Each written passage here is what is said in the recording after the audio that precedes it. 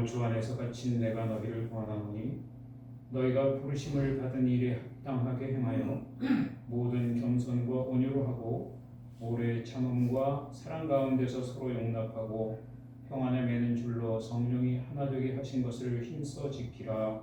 몸이 하나요 성령도 한 분이시니 이와 같이 너희가 부르심의 한 소망 안에서 부르심을 받았느니라. 아버지 하나님, 여기 주님께 예배드리기 위해 하나님의 자녀들이 모였나이다. 죄와 허물로 죽었던 우리임에도 불구하고 주님께서 부르시고 주의 성령으로 인치셔서 자녀 삼아주시고 그리스도의 선물의 분량대로 해주심을 감사합니다.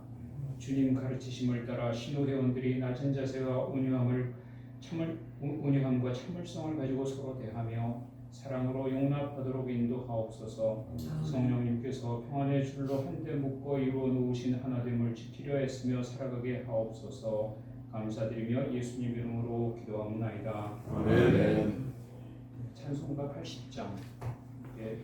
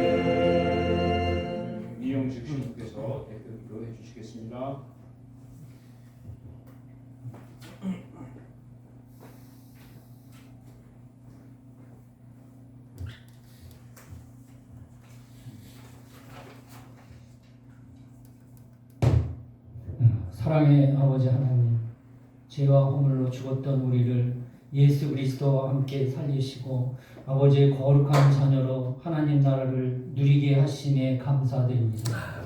우리의 참 소망이신 예수 그리스도를 바라보며 영과 진리로 아버지 앞에 나아갑니다. 하나님 아버지, 연약하고 부족한 우리들은 늘 주님의 은혜로 살아갈 수밖에 없는 죄인임을 고백합니다.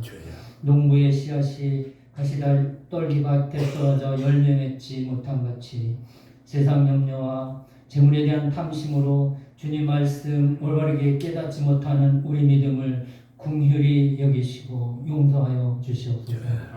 세상적으로 늘 앞서가려는 우리 생각을 바로잡아 주시고 성령님께서 우리를 인도하시어 언제나 주님의 뜻을 분별하는 거룩한 삶으로 하나님 영광이 드러나게 해 주옵소서. 우리를 사랑하셔 여기까지 은혜 가운데 인도해 주시네 감사드립니다. 우리가 누려왔던 모든 것들이 우리가 하나님 자녀로 살면서 이처럼 찬양하고 예배하는 삶이 당연한 것 아니라 모두 은혜였음을 고백하오며 감사 또 감사드립니다. 우리 26회 동문들이 신우의 예배로 이렇게 모였사오니 성령님 함께 하셔서 영광 가득한 예배가 되게 하시옵소서. 하나님 아버지, 동성애와 동성결혼 합법화를 막기 위해 우리 사회가, 우리 교회들이 합심으로 기도하게 하시고 또 예수님 십자가 부활을 회복함으로 우리들이 세상의 빛과 소금 역할을 능히 감당할 수 있게 허락해 주시옵소서. 우리들 사이에는 아직도 이웃 간에 혹은 동료 상호 간에 대립, 갈등, 미움이 가득 차 있습니다. 우리들을 불쌍히 여기시고 사랑의 손길로 어루만져 주시오. 주님의 사랑으로 서로가 격려하며 위로함으로 하나 되는 우리 되게 하여 주시옵소서.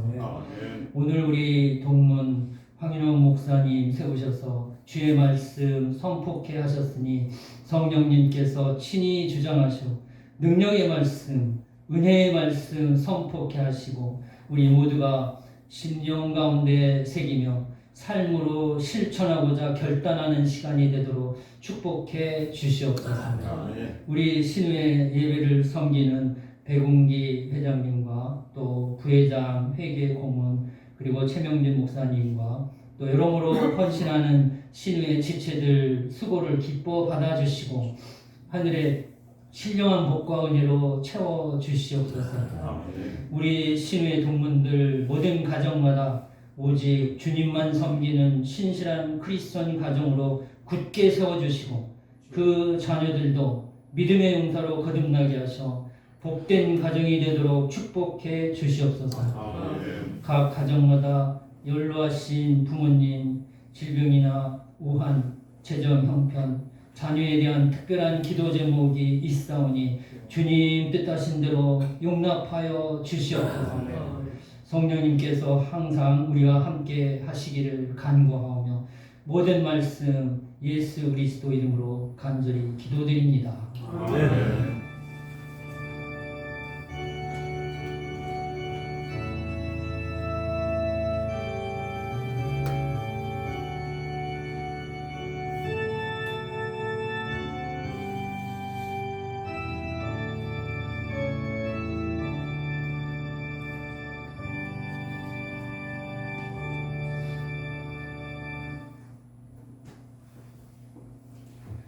성경 공독하겠습니다. 오늘 순서지 참고해 주시면 되겠습니다. 마태복음 5장 1절에서 3절입니다. 예수께서 무리를 보시고 산에 올라가 앉으시니 제자들이 나온지라 입을 열어 가르쳐 이르시되 심령이 가난한 자는 복이 있나니 천국이 그들의 것이니라. 아멘. 우리 황인홍 목사님 나오셔서 말씀 증거해 주시겠습니다.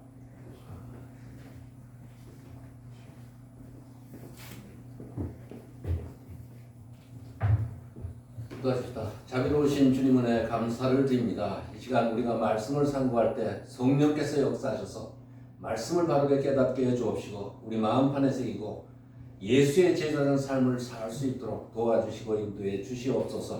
예수 그리스도의 이름으로 감사드리며 기도하옵나이다. 아멘.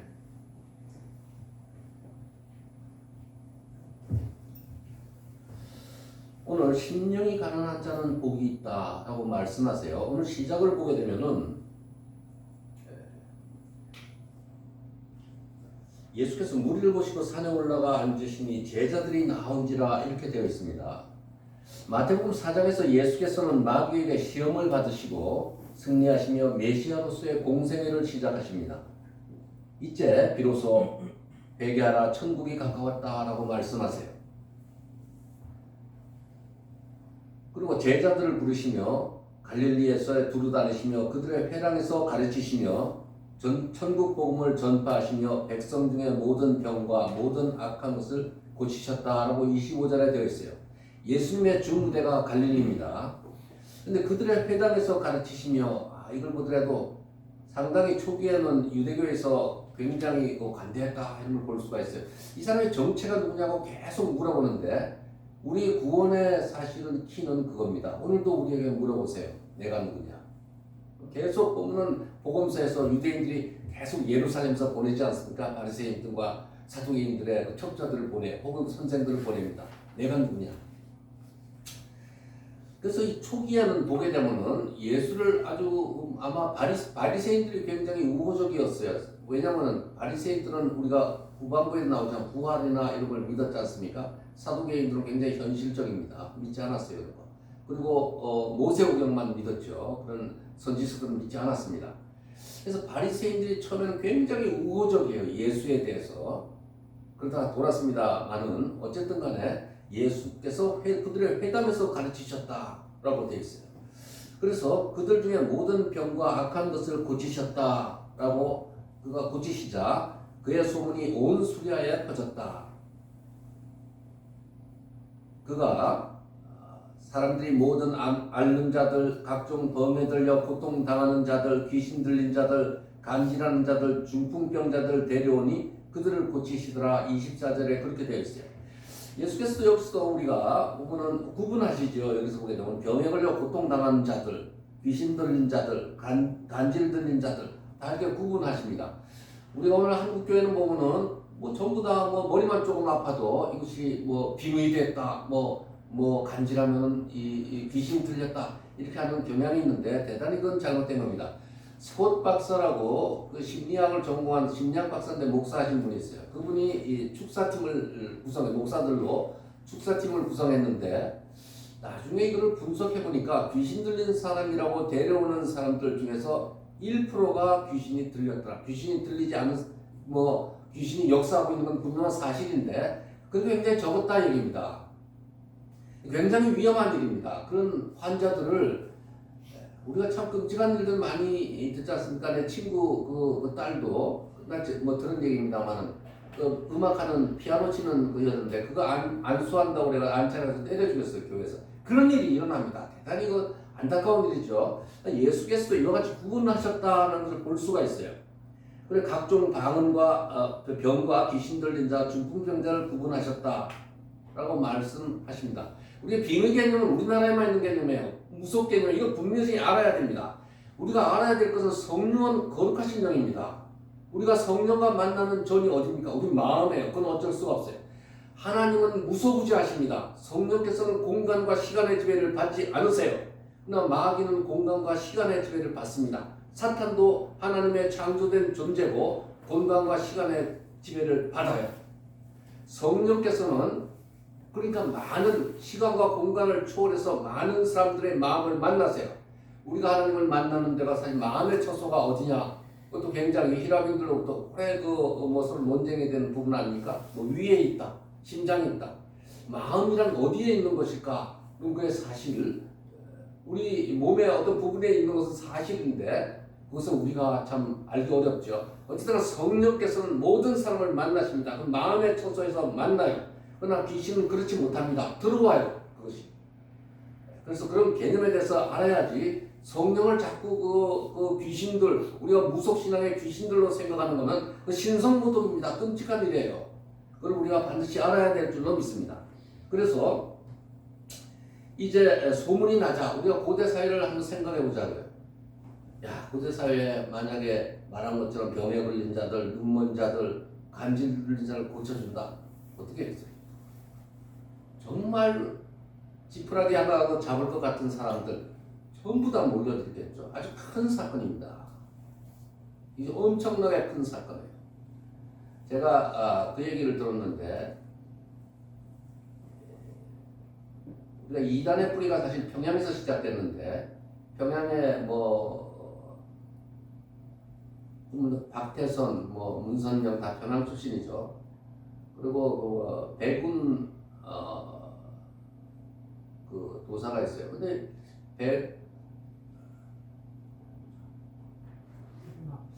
배군학이죠. 배군학. 잘하시네. 상당히 이단의 연구를 하시네. 그 내려왔는데 그 박태선이 박수무당 출신이죠. 동방 저기 서울에 와서 집회를 하는데 이 사람들이 사람을 몰고 내려왔어요. 심지어 저는 그런 극단적인 견해는 동의 안 합니다만 북한이 저주받은 거는 그 이단의 원조들 때문이다 이렇게 얘기하는 분들도 있어요. 저는 동의 안 합니다. 뭐 생각해 볼 수 있는 견해예요. 그때 전국의 목사들이 박태선이한테 안수받으려고 한강에 빽빽이 몰려들었답니다. 그게 우리 신앙의 우리 사실 1세대 우리 믿음의 선인들의 일어났던 일입니다. 이것이 그 뿌리들이 그거 아닙니까 다? 뭐 신천지 교회 그다음에 누굽니까 이게 늙으니까 기억력이 이해해 주시겠어요. 그러니까 그쪽이 어디죠? 저 신길동에 있던 교회고 유명한 신안 김기동 목사. 김기동 목사 다 그 패거리들 아닙니까 그것이? 그리고 거기서 나와서 우리나라에 사실 뭐 온누리의 하영조 목사님 뭐 전부 그 출신 장경동 목사 다 그 출신 아닙니까? 그래가서는 무슨 방언 스쿨 같은 거 만들어가지고 뭐 3주인가 3개월 다니면은 전부 방언 사업 그렇게 하지 않았습니까? 이게 한국 교회가 오늘 이렇게 된 걸 한번 우리가 돌이켜보고 반성해야 돼요 정말. 그런데 어쨌든 그와 같이 병을 고치니까 이것이 얼마나 많은 사람들이 모여들겠어요. 큰 사건입니다. 갈릴리에. 이제 마태복음 5장 1절에 보게 되면은 소문이 나자 갈릴리와 대가볼리와 예루살렘과 유대와 요단강 건너편에서 수많은 무리가 따랐다라고 25절에 그렇게 되어 있어요. 이제 마태복음 5장 1절에 예수께서 무리를 보셔서 산에 올라가 앉으시니 제자들이 나온지라.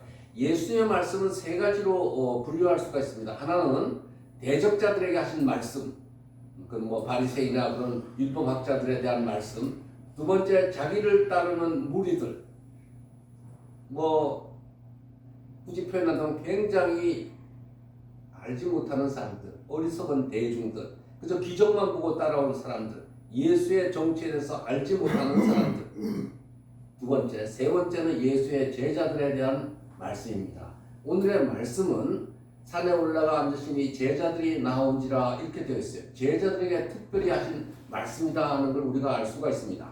그리고 이 말씀을 하시는데 8개 복에 대해서 말씀하세요. 그것을 우리는 산산수훈의 팔복이다라고 이야기하는데 먼저 첫째는 심령이 가난한 자는 복이 있나니 천국이 그들의 것이며 그것이 심령이 가난하다는 것이 그것이 poor in spirit이죠. 영혼이 가난한 자는 이런 말입니다. 굉장히 난해한 말이에요. 영혼이 가난하다는 말이 무엇인가? 시편 86편 1절에 보게 되면 여호와여 나는 가난하고 궁핍하오니 주의 귀를 기울여 내게 응답하소서. 다윗이 그렇게 말합니다.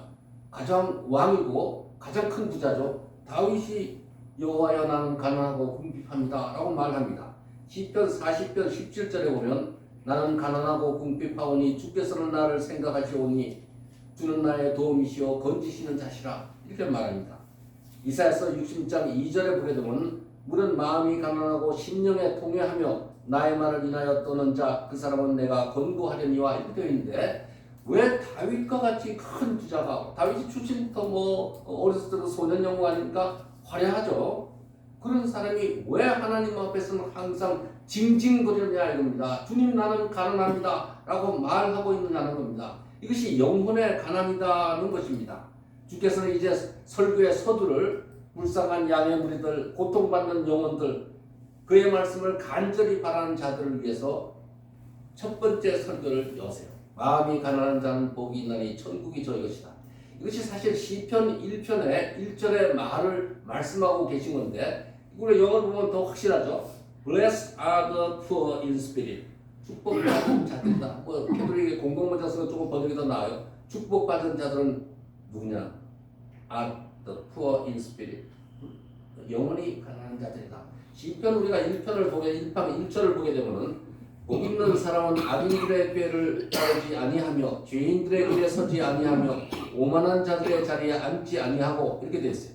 영어도 보게 되면 Blessed is the man, is the one who does not walk in step with the wicked or stand in the way that sinners take or sit in the company of mockers. 참 이것도 보면 얼마나 이 시편 1편 1절이 성경 전체를 대변한다 이렇게 말하는 사람들도 있어요. 하나님 앞에 축복받은 유일하게 재미있는 것은 이걸 잠깐 얘기하면 복 있는 사람은 악인들의 꾀를 따르지 아니하고 우리말 성경은 조금 모호한데 어떤 사람이냐면은 step in the wicked 악한 자의 모임에 들어가지 않았어요. 들어갔더니 그 다음에 무슨 짓을 하냐면 그 다음에는 stand in the way the sinners stand in the way 죄인들의 길에서 이 사람이 죄인들의 모임에 들어가자 그 다음에 한 거는 죄인들이 다니는 길에 얼쩡거리는 겁니다. 죄인들의 모임에 이 사람들이 다니는 길, 이 사람들이 하는 패거리가 되는 그 길에 서 있는 거예요. 그 사람도 혹시 이 사람들 만나고 우리가 죄인의 길에 서 있으면 어떤 사람들을 만나겠죠. 야, 너 뭐하냐? 나 따라서 어디 재밌는 데 있어. 어디 거기 같이 가자. 이렇게 말하겠죠. 죄인들의 길에 서 있는 겁니다. 세 번째는 뭐냐면 그러자 이제는 한 걸음 더 나가요. sinners, markers. 하나님을 모독하는 자의 자리에 앉아가지고 말합니다. 너 인생 그렇게 사는 것 아니야 라고 말합니다. 이것이 진행되고 있어요. 시편 1편 1절에서 예수님께서는 이렇게 시편 1편 1절을 그대로 인용하시면서 죄 있는 복 있는 심령이 가난한 자는 복이 나니 천국이 그들의 것입니다 라고 말씀하세요. 우리가 여기서 하나님께 아까 우리 시편 1절에서도 뭐라고 말합니까? 복 있는 사람은 누구냐? 여호와의 율법을 즐거워하여 주야로 묵상하는 자다. 착하게 산다. 하나님의 율법을 묵상하는 자 있는 사람이다. 여기서 예수 그리스도 팔복에 대해서 말씀하실 적에 우리가 무슨 일을 하는 자는 복이 나니 어떤 헌신을 한 자는 복이 나니 그렇게 말씀하지 않으세요. 하나님 앞에 어떤 마음의 상태로 있느냐는 겁니다. 이것이 성령에 의해서 변화받은 마음의 상태예요. 저가 복이 있다 라고 말씀하세요. 이것은 자연인들의 마음 상태를 말하지 않습니다. 오은영 무슨 신약의 유명한 잘 나가는 그 여의사 있지 않습니까? 자기가 어렸을 때 자기는 가난한 마음을 가지고 가난한 자들 위해 살겠다 결심했다. 관점을 봤는데 그렇지 않습니다. 그런 마음을 말하지 않아요. 어떤 가수가 우리 옛날에 제가 사실은 교회 대학교 다닐 때 가서 세례받은 이유도 그때 어떤 통기사 가수가 있었는데 내가 갖고 싶은 것은 구원 옥수수 가난한 마음 그 말이 굉장히 마음에 들더라고요. 그러나 그런 자연인의 마음 상태 가난한 마음을 말하고 있지 않습니다. 여기서는 어떤 자연에 회개한 사람이 어떤 귀한 사람이 계룡산에 봄에 다 앉아서 나는 모든 것을 내려놓았다. 세속된 것을 내려놓았다. 나는 가난한 마음이다. 라고 말하는데 사실 우리가 성경적인 세계관은 그렇지 않죠. 사도 바울이 뭐라고 얘기합니까? 로마서 1장에서 만물의 피곤함을 이루 말할 수 없다. 라고 말합니다. 물론 자연은 하나님의 선한 것을 드러내요. 이 자연에 사는 자연인은 강남 같은 제비는 돌아왔는데 내 청춘은 어디 갔나? 작년에 갔던 강남 제비는 죽었어요. 지구는 이 태양은 오늘도 태양이 떴구나 아니요 어제 떴던 태양이 아닙니다. 소멸되고 있어요. 점점 우리가 어저께 작년에 봤던 진달래 꽃이 아닙니다. 사실은 거기서 우리가 자기 청춘의 흘러감을 안타깝게 여기는 그 맞지 않는 비유입니다. 그것은. 그래서 세상의 철학과 지혜는 굉장히 인과응보적입니다. 내가 무슨 일을 하게 되면 어떤 대가를 받는다는 것입니다. 내가 착하게 살게 되면 복을 받는다는 거죠. 그러나 인과응보적이잖아요. 굉장히 혁명적인 선언을 하고 계시는 겁니다. 그리스도께서는 하나님 앞에 어떠한 마음 상태로 서 있는가가 천국의 백성을 결정하게 된다는 겁니다. 우리는 정직하고 주의 깊게 자기 내면을 성찰해 보아야 합니다. 우리가 청교도들 보게 되면 요새 필그리미지 존 버년의 우리 번역이 되죠? 철로역정을 하고 있지만 이 청교도들은 자기 마음의 영광, 내적 성찰의 여행을 떠난 데는 독사들이에요. 그분들은 자기 속의 여행을 떠납니다. 그리고 거기서 아주 제자리 제일 큰 악을 발견합니다. 그게 교만입니다. 이거를 꺾기가 사실 어렵습니다. 이거 꺾기가 정말 어려운 일이에요. 내가 뭐라도 된 줄 알죠. 우리가 하나님 앞에서. 남을 정죄하죠. 저도 저 자신도 이게 정말 어려운 일이구나. 내가 뭐라도 사도 바울이 뭐라고 말합니까? 우리가 성화되어 간다는 것은 기독교에 내가 더 나은 존재로 나아가는 게 아닙니다. 사도 바울이 말하잖아요. 남을 너보다 낫게 여기라. 기독교의 성화는 내가 낮아지는 겁니다. 내가 더 작아지는 거예요. 남이 더 우러러 보이는 겁니다. 이것이 기독교의 성화예요. 개돌이계에서 거짓말하는 건 뭐냐면 사제들은 단계가 있어서 불교에서 가져옵니다. 그래서 조금 수준 높여 불교의 종들처럼 우리가 더 높은 단계로 나아간다. 아니에요.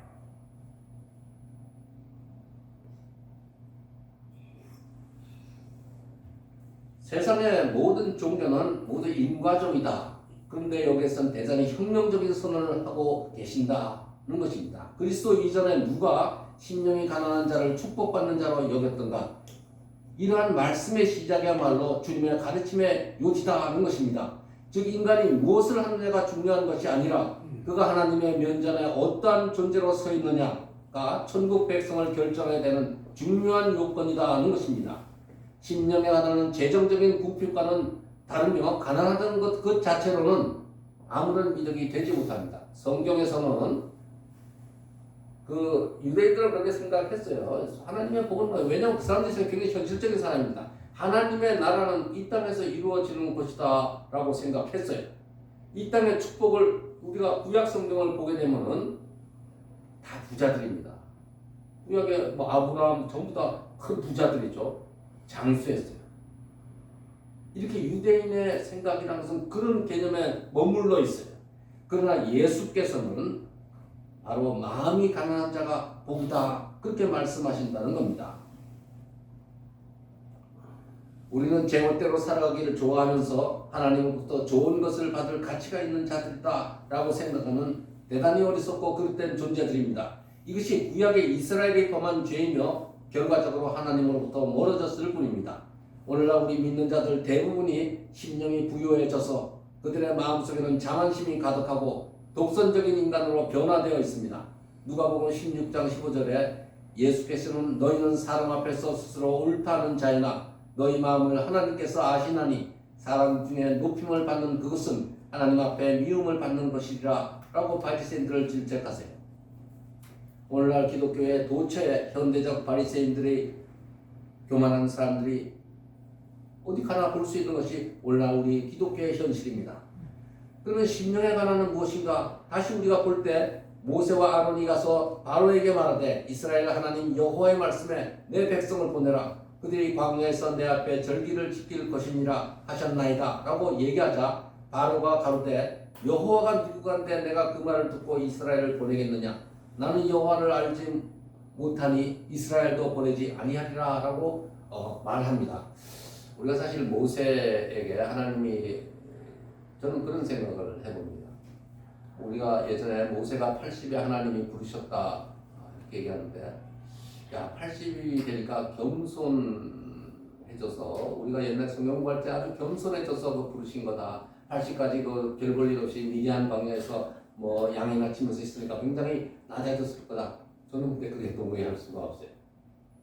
제가 나이 들어보니까 겸손해지지 않습니다. 그거는 성경이 말씀하는 거는 그냥 부르셨어요. 여러분도 그냥 부르십니다. 그 굉장히 의미 있는 그냥 부르세요. 인간의 이유를 그냥 부르신 겁니다. 그리고 사용하세요. 근데 모세가 바로 왕한테 가라라니까 가진 핑계를 다 대지 않습니까? 나는 말을 못합니다.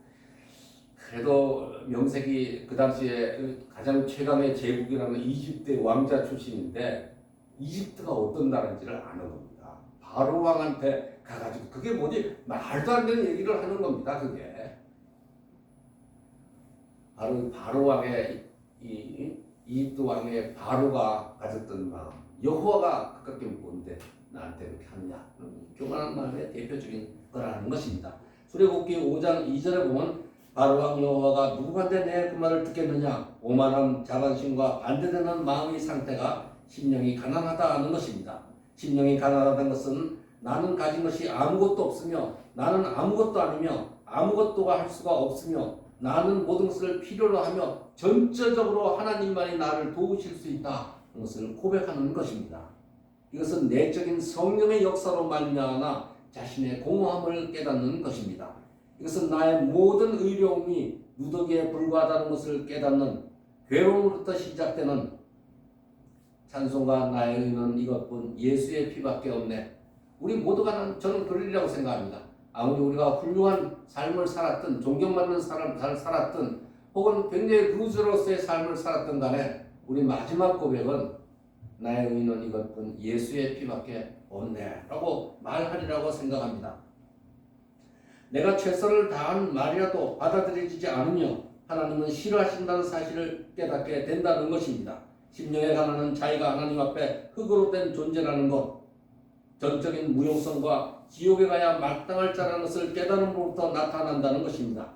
그는 궁핍하게 되기 시작했을 때 먼 나라의 탕자가 되었음을 처음으로 깨닫는 것입니다. 성령께서 우리의 눈을 밝히실 때 내가 탕자와 같이 아무것도 없는 거지와 같이 가난하구나 라는 것을 깨닫게 된다는 것입니다. 자신의 전적 무용성은 그리스도께서 그들의 마음을 채울 수 있도록 성령께서 그들의 마음을 깨끗하게 비우게 하는 것입니다. 시편 70편 5절에 나는 가난하고 궁핍하오나 하나님이여 속히 내게 임하소서. 주는 나의 도움이시오 나를 건지시는 이시오니 여호와여 지체하지 마소서라고 고백하게 된다는 것입니다. 17세기에 카르멜 수도의 평수에 로렌스 형제, 이 무슨 말하는 명상 기도 그런데 아주 로렌스 그런 시초에 해당하는 인물이죠. 로렌스 형제는 그리스도께서 우리를 위해 하신 일을 제외하고는 우리에게 그리스도인이라는 이름으로 붙일 만한 아무런 자기가 없음을 기억해야 한다. 로렌스 형제는 하루 종일 주님 도와주십시오 그리고 다녔어요. 주방에서 일을 했었는데 Help me Lord, please help me Lord. 주님 나 좀 도와주십시오 그러고 다녔어요. 여러분 혹시 인생에서 정말 어렵고 힘들고 피곤한 일을 겪었을 적에 정말 괴로웠을 때 주님 나 좀 도와주세요 다닌 적 없습니까? 주님 저 좀 도와주세요. 이것이 바로 마음이 가난한 상태라는 것입니다. 우리가 로렌스 형제 같은 사람을 인용할 때 조금 조심할 필요가 있어요. 어떤 교회 목사님도 성 프란체스코, 성은 띄워야 돼. 프란체스코도 로마, 우리가 다음에 얘기 삼는 그 얘기를 하고 로렌스 형제가 준 명상이라는 것이 당시 교회가 굉장히 부패했으니까 우리가 이렇게 주님을 생각하면서 외딴 데 가서 우리가 성경 보면서 기도하면서 살자고 이런 것이 나중에는 수도운동으로 되고 수도운동도 타락하죠. 인간은 저는 그런 생각을 해봐요. 야 정말 이 수준 높은 좀 믿음이 좋은 사람들이 이렇게 모여가지고서 어디서 어디 강원도 산골짜기나 이런 데 가서 기도하면서 이런 생활을 하면 어떨까 이런 걸 생각해 본 적이 있어요. 그러나 거기 가도 한 달 뒤면 싸우기 시작할 겁니다. 여기서는 큰 거 예를 들면 정치적인 견해 혹은 그럴 때 큰 이슈를 가지고 서로 다툴 정도다. 거기를 가게 되면은 우선 오늘은 네가 설거지할 차례인데 왜 내가 이런 걸로 싸우기 시작하기 시작해요. 저는 우리를 격리시킨다고 해가지고서 그렇게 하지 않습니다. 로렌스 형제의 이거를 가지고서 묘하게 캐톨릭에서 변화해가지고 오늘도 보면 영상이라는 말로 영성이란 말로 둔갑을 합니다. 기독교인의 영성은요. 종교개혁자들은 그걸 분명히 얘기했어요. 종교개혁자는 기독교인의 영성이라는 우리 삶에서 어떻게 사느냐는 겁니다. 기독교인이 어디 수도원에 들어가서 나 종들처럼 이렇게 명상을 통해서 더 업그레이드가 되는 것이 아니라 우리 삶 가운데서 하나님의 말씀을 어떻게 실현하고 사는가에 그것이 바로 기독교인의 스피리추얼리티는 기독교인의 영성은 그거라는 거예요. 근데 이 사람들은 거기에다가 개돌릭에서는 살짝 왜냐면 사제들이 들어갈 구멍을 찾고 하나님과 인간성 하나님을 이렇게 밀어버렸어요. 거룩하신 분이야. 제가 한번 그런 얘기를 한 적이 있었는데 이 수직주의가 문제예요. 버티칼리즘이라고 하나님을 막 밀어봐요. 이것도 양쪽에 종교가 된 두 가지 문제입니다. 버티칼하고 호리존탈리즘이라는 게 수평주의라는 게 하나님은 막 여기는 예배를 굉장히 중시해요. 경건을 중시합니다. 하나님은 거룩하신 분이야. 예수님은 거룩하신 분이니까 어떻게 너 더러운 입으로 그렇게 막 할 수 있는 존재가 아니야. 하나님은 거룩하셔. 이해할 수가 없는 분이야. 너무나 신성하신 분이야. 이렇게 밀어버리게 되면 이 중간에 빈들 사제들이 들어갈 겁니다. 너는 안 돼. 내가 있어야 돼. 중간에 미디에이터가 있어야 돼. 중재자. 그래서 성 프란체스코, 성 갖다 붙여. 이런 다 붙여. 너나 이렇게 밀어버립니다. 하나님을 너무 밀어버렸어요. 인간은 항상 그렇게 됩니다. 그 다음에 수평주의요. 그러니까 이것은 사실은 기독교를 실천하자 하는 게 나쁜 것이 아닙니다. 우리가 사실 자유주의 신학이나 무슨 세속 신학에서 배울 것이 있어요. 예수 우리와 같이 호흡하시는 분, 우리를 정말 안타깝게 여기시고 인간의 몸으로서 소외된 자들에게 같이 고통받으시는 하나님, 예수님, 이분 같이 뒹구는데 그 바로 노동 현장에서 우리가 하고 말이지. 그래서 예수님과 같이 바로 이한열 열사가 바로 오늘의 예수입니다. 그래서 저 한신대학교 그러지 않습니까? 한신대학교 사실 그 나와서 하지만 한신대학 한신것도 기장 쪽이 뭐 계신 것도 많이 줄었다는데 1000만 할 때 거기 27만인가 지금 뭐 30만이 안 됐어요 기장. 하나님 기뻐하지 않는 겁니다. 근데 이 배운 것이 이쪽에서 야 우리가 이 예수님도 신성이고 인성이 있으세요. 인성만을 강조하게 되면 하게 되는 거예요. 그래서 이것도 더 나가요. 세속적으로 점점 떨어집니다.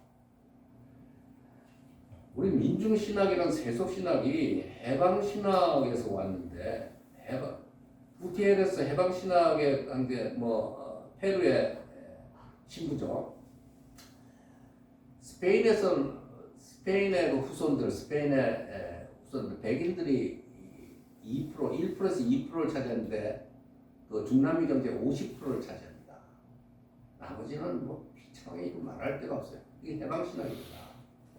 그리고 이 말은 예수의 인성에 대한 이웃사랑의 문제 여기에 근거를 두고 있는 거예요. 우리나라의 민중신학에서 그걸 가져다가 이분들 배경을 보면 뭐 함석헌 후대가 쭉 나온 뒤에 뭐 유교적인 배경을 가진 뭐 그런 맞지도 않죠 사실. 우리나라는 어떻습니까? 백인들 1, 2%가 뭐 50%를 지배합니까? 아니 우리나라는 상부만 나와도 대통령까지 시켜줘요 노무현이. 우리가 그런 게 어디 있습니까? 그러니까 맞지도 않은 그런 걸 가져다가 그렇게 좌경신학이라고 하는데 사회주의라는 게 얼마나 좋아요. 그냥 가지상 뺏어가 같이 살자 이런 거죠. 우리는 받아들일 수 없는 겁니다. 그러나 우리는 여기서 이 사람들한테 배운 것들이 있어요. 호리존탈리즘에서 우리가 너무 교회 안에만 있지 말고 예수님이 이 사랑을 실천하자. 우리가 반드시 배워야 될 그거는 우리가 배워야 될 거다라고 생각을 합니다. 그러나 우리가 하나님은 예수님은 신성이시고 인성이시고 하나님은 거룩하시지만 인간과 함께 하신다는 것을 우리가 알아야 될 줄로 믿습니다. 그래서 로렌스 현재도 사실 문제가 많지만 이 사람이 쓰는 글들 같은 거 보게 되면 참 재밌고 그런 게 많아요. 신앙에 도움이 되는 게 분명히 있을 겁니다. 아마.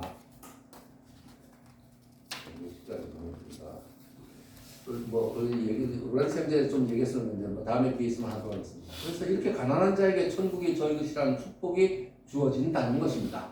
이렇게 그 다음에 연결되는 부분이 바로 애통한 자는 복이 있나니 이렇게 말씀하세요.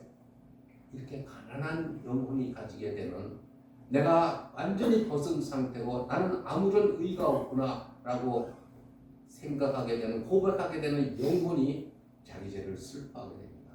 죄에 대한 애통, 하나님의 말씀대로 살지 못하는 그런 애통이 마음 가운데서 우러나는 것이다.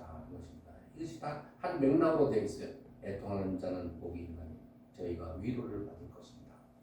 그래서 산상순의 예수님의 첫 번째 8복은 예수님의 제자들, 특별히 신앙에 대해서 어느 정도 예수님을 따르고 고향된 사람들에게 말씀하시는 하나님의 위로다 하는 겁니다. 성령에 의해서 거듭난 상태에 있는 사람이다 하는 것입니다. 성령에 의하지 않고서는 우리 하나님과 아무런 관계가 없어요. 오직 성령에 의해서만이 우리가 하나님의 자녀된 것을 인쳐주시고 하나님의 그 축복 가운데서 동행하게 되는 삶을 살게 됩니다. 기도하십시다.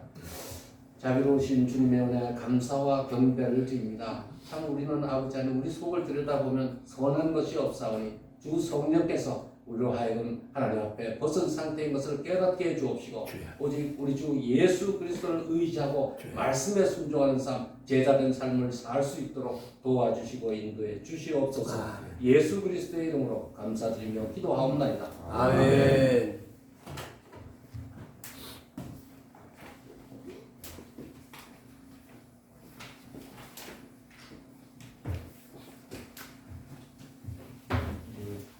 찬송가 182장 부르면서 공헌하시겠습니다.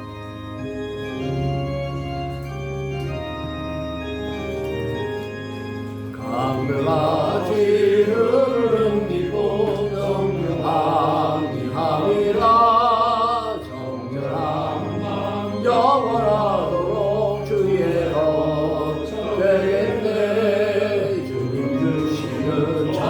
참된 평화가 내 맘속에 넘치네 주의 말씀에 거센 풍랑도 잠잠하게 되도다 나의 생명 소생케 되는 성령이 마시니라 모든 의심 슬픔 사라져 주의 평강 넘치네 주님 주시는 참된 평화가 내 맘속에 넘치네 주의 말씀에 거센 풍랑도 잠잠하게 되도다 하늘에서 단비 내리고 햇빛 찬란한 같이 우리 마음에 성령이 많이 주님 보내시리라 주님 주시는 참된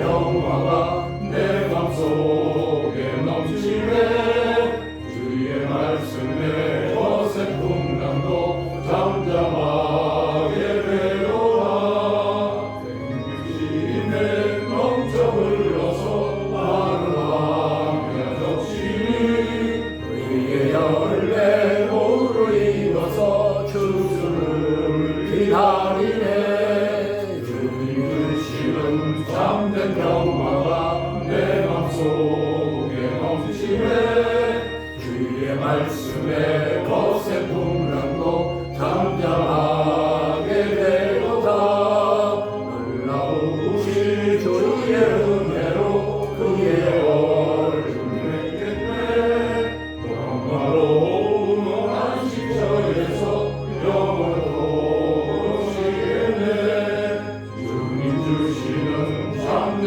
평화가 내 맘속에 넘치네 주의 말씀에 거센 풍랑도 잠잠하게 되도다.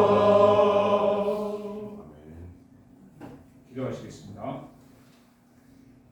부족한 믿음일지라도 마음의 중심을 보시고 우리 삶 가운데 다가오셔서 상처받은 마음을 위로하시니 감사합니다.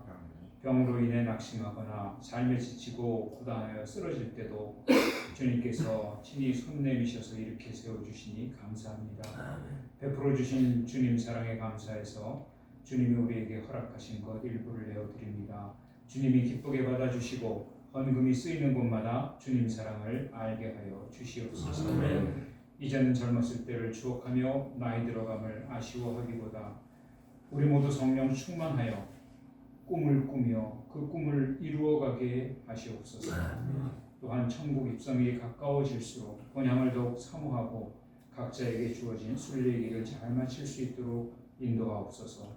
그리고 신회를 향한 거룩하신 주님의 뜻을 발견하고 날마다 예수님 닮아 인내와 절제와 용서와 포용의 덕을 익혀갈 수 있도록 인도하옵소서. 예수님 이름으로 기도하옵나이다. 아멘. 이제 황민홍 선생님께서 축도해 주겠습니다.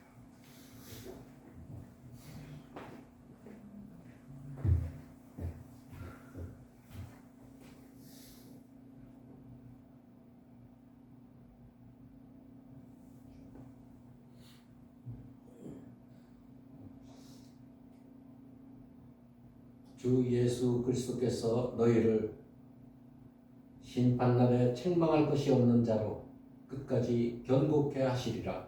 지금은 우리 주 예수 그리스도의 은혜와 하나님 아버지의 극진하신 사랑과 성령의 교통하심이 이 자리에 모인 주의 사랑하는 자녀들 그 가정 그 사는 위에 이제로부터 영원토록 함께 있을지어다. 아멘.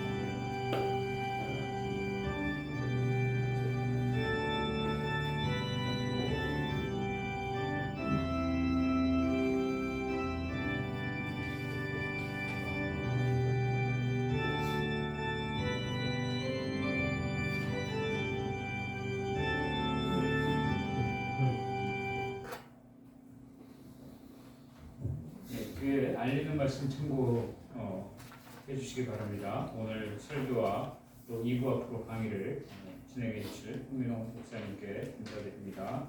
쉬었다 하죠? 네, 쉬었다 할 겁니다. 광고 잠깐 하고. 광고. 그 다음에 오늘 무엇보다 기쁜 것은 이번에 50주년 행사에 참석하기 위해서 온 홍종화 동기부부가 오늘 예배에 참석했어요.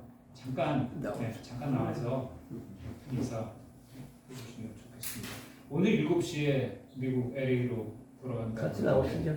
네, 부인도 같이 나와. 같이 나오. 그렇습니까? 네, 반갑습니다.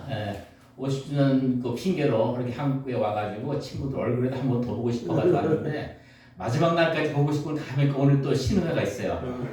이 신우는 어떤 모임인가 너무 궁금해가지고 너무 지금 졸려 죽겠는데 그래도 왔습니다. 하나님께서 또 저희를 모아서 또 우리들이 이 남은 여생 동안 우리 후배와 또 우리 수선들을 위해서 또 기도하는 모든 우리 동기들 되는 걸 보고 굉장히 기쁩니다. 저희도 가서 좋은 그 모임을 갖다가 보고 온 것을 또 저희들 얘기하고자 합니다. 하나님께 모든 걸 감사드리며 저희들 그 축복하는 모든 건강한 영육간의 삶을 하나님께서 인정하여 주시기 바랍니다. 감사합니다. 식사 시간도 있으니까 같이 또 교제 나누시면 좋겠습니다. 네, 그 다음에 우리가 성지 역사 순례, 국내 성지 순례를 우리가 한 분기 한 번씩 하죠. 9월 27일 날 필그림 하우스에서 영성 캠프 가졌습니다. 수고하시는 분들께 감사드립니다. 졸업 50주년 행사 서가회와의 합창 공연 참 대단한 행사인데요. 저희가 정말 성공적으로 잘 했습니다. 하나님께서 함께 하심을 늘 우리가 느꼈고 그 6번의 합창 연습을 통해서 같이 서가회와 함께 또 친교를 잘 나누었습니다. 또 24번을 보시죠. 4번 중요한 광고입니다. 11월 23일 토요일 오후 4시에 연동교회에서 우리 서울고등학교 초동동창 기독인회 총회가 열립니다. 지금 현재 신청 받고 있습니다. 여러분이 신청하셨지만 또 더 많이 함께 할 수 있으면 좋겠습니다.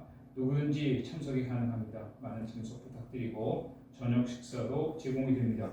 우리 최경진 목사께서 이제 후내년에 위장을 하시고 그럴 예정으로 있습니다. 그래서 우리 26회가 더욱 잘 뭉치고 또 이 SCC를 잘 그렇게 위해서 지원도 하고 기도했으면 좋겠습니다.